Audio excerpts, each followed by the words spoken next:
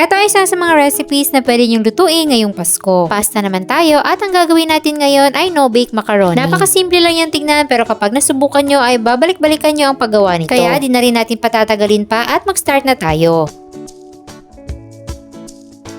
Una muna natin lulutuin yung pasta, magpakulo lang tayo ng tubig at lagyan natin ng asin tapos ilagyan na natin yung ating elbow macaroni. So ang recipe na ito ay gagamit ng 400 grams ng macaroni. Lutuin lang natin to according to package instructions tapos hugasan ng running water para mag-stop yung cooking process at iset aside lang muna. Then sa isang kawali magpapainit tayo ng mantika at piprituhin muna natin itong ating mga hotdogs. Gisa-gisayin lang natin hanggang sa maluto.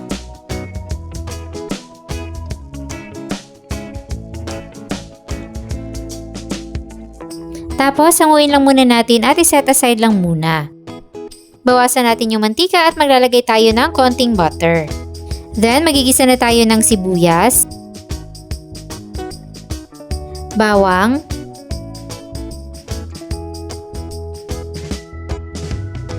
then maglalagay tayo ng konting ground pork. Kung marami kayong budget, pwede nyo itong damihan. Igisa-gisa lang din natin to hanggang sa maluto yung ground pork. Kapag luto na, ilagay na natin yung ating 900 grams ng spaghetti sauce. Yung ginamit ko dito ay yung sweet and cheesy style. At pwede kayong gumamit ng kahit anong spaghetti sauce na gusto nyo. Saktong-sakto na para sa akin yung timpla ng sauce na to, kaya ang ilalagay ko na lang ay ang black pepper.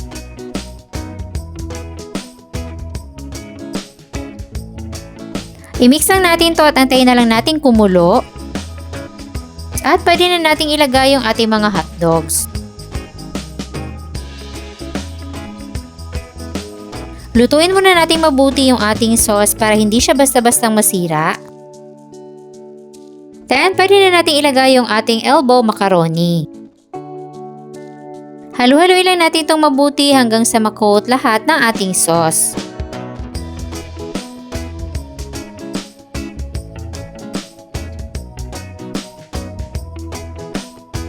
At ayan, okay na to. Pwede na natin ito i-transfer sa ating mga glass containers. At pwede rin kayong gumamit ng plastic na disposable.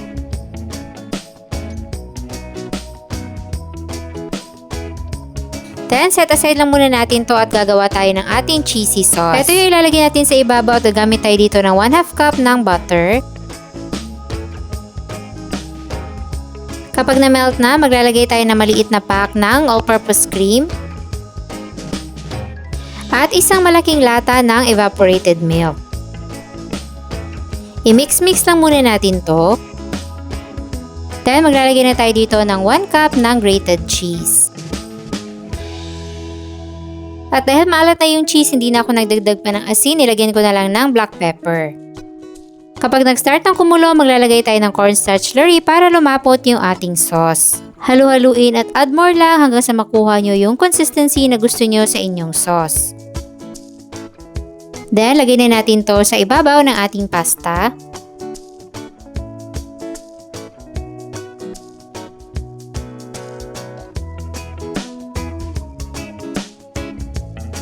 At ayan, ready na ang ating napakasarap na no-bake macaroni.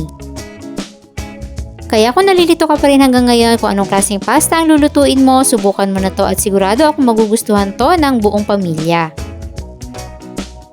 Meron tayong kompletong listahan ng mga sangkap dyan sa baba. At sana'y nagustuhan nyo ang ating recipe for today. Enjoy!